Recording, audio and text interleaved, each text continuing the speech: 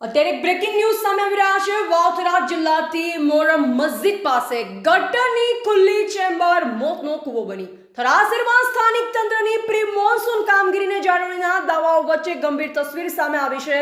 થરાદ વિસ્તારમાં આવેલ મોહરમ મસ્જિદ પાસે આવેલ ભૂગર્ભ ગટરની ચેમ્બર છેલ્લા કેટલાક સમયથી અત્યંત બિસ્માર હાલતમાં જોવા મળી રહી છે, જે રાહદારીઓ અને વાહન ચાલકો માટે મોટો ખતરો બની છે।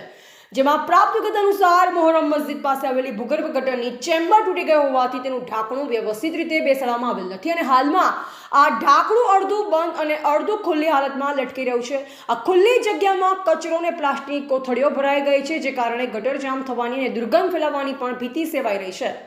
જેમાં માર્ગ પરથી દિવસભર સેંકડો લોકો પસાર થાય છે, જેમાં રાત્રિના સમયે અંધારામાં ખુલ્લી ચેમ્બર દેખાતી નથી, જે કારણે કોઈ મોટું વાહન તેમાં ફસાઈ શકે છે અથવા તો કોઈ નિર્દોષ રાહદારી કે રખડતું પશુ તેમાં ખાબકી શકે તેવી પૂરેપૂરી શક્યતા છે।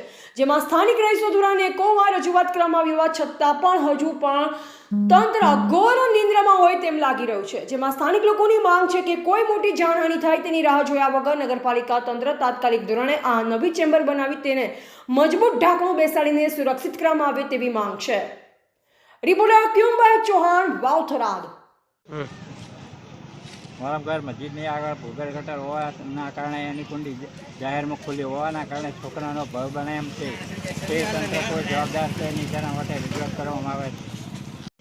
મોરમ ઘર મસ્જિદ પાસે જ આ મસ્જિદથી બહાર નીકળતા અડધા નવાદિયા બીજાના લુગડા બીજા નાપાક થાય, આ છે ના છે, પણ કોઈ લોકોને આ દેખાતું જ નથી ઢાંકણું કે કેવી રીતે પડ્યો છે, કેટલા સમયથી આવી રીતે પડ્યો છે, પણ કોઈ દેખભાળ લેતું નથી। તારે તારે સવારના ઉઠતો માણો અને બાપણો હેડવું કેવી રીતે, આવો તો બેદરકારી આનો જવાબદારી કોણ લેશે?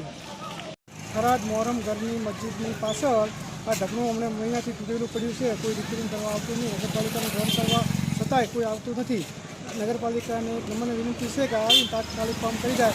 એના છોકરા કેટલાય દોડતા પડતા રહી જાય, કેટલી ગાડીઓ કેટલી રિક્ષાઓ ખૂબ પણ પડી જાય છે, બધા ગાડીવાળા હેરાન થાય, રિક્ષાવાળા હેરાન થાય, બે વખત તો રિક્ષાવાળો પડતા રહીને નીચે ઉતારીને બહાર કાઢે છે, ખૂબ તકલીફ થાય। નગરપાલિકાને એટલી નમ્ર વિનંતી છે કે આવીને તાત્કાલિક રિપેરિંગ કામ કરી જાય।